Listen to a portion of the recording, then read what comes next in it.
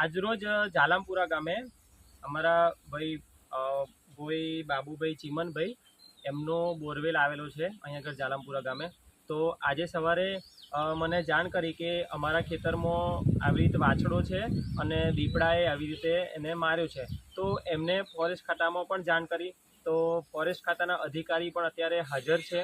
તો આજથી અવારનવાર પહેલાં 7-8 દિવસ પહેલાં પણ મને વાતચીત કરતો એવું જાણ મળી હતી કે ભાઈ આ કાકાએ કે અમને દીપડો જોયો છે, તો તમે ફોરેસ્ટવાળાને જાણ કરો તો જેથી અહીંયા આગળ એનું પિંજરું મૂકે તો આગળ એનો નિકાલ થાય.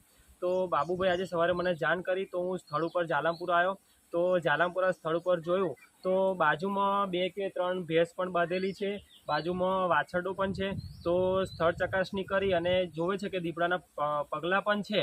તો ફોરેસ્ટના અધિકારી એમની જાણ કરી કે આ ચોક્કસ દીપડો છે કે શું છે એ હજુ અધિકારી ચકાસણી કરે છે. અને મારે ફોરેસ્ટના અધિકારીને એવું નમ્ર વિનંતી કરવી છે કે જે આ દીપડો છે એ વહેલામાં વહેલી તકે એનું રેસ્ક્યુ કરવામાં આવે અને વહેલી તકે જે એનું તમે પિંજરું ગોઠવવામાં આવે અને આગળની કાર્યવાહી કરી વહેલામાં વહેલી તકે મારા પ્રથમપુરા જાલમપુરા ખાડીના ગ્રામજનોને કોઈ અડચણ ના થાય તે માટે અમને સાથ સહકાર આપવા નમ્ર મારી અપીલ છે. હું રબારી અનિલભાઈ, સરપંચ શ્રી પ્રથમપુરા જાલમપુરા ખાડી જૂથ ગ્રામ પંચાયત. Thank you.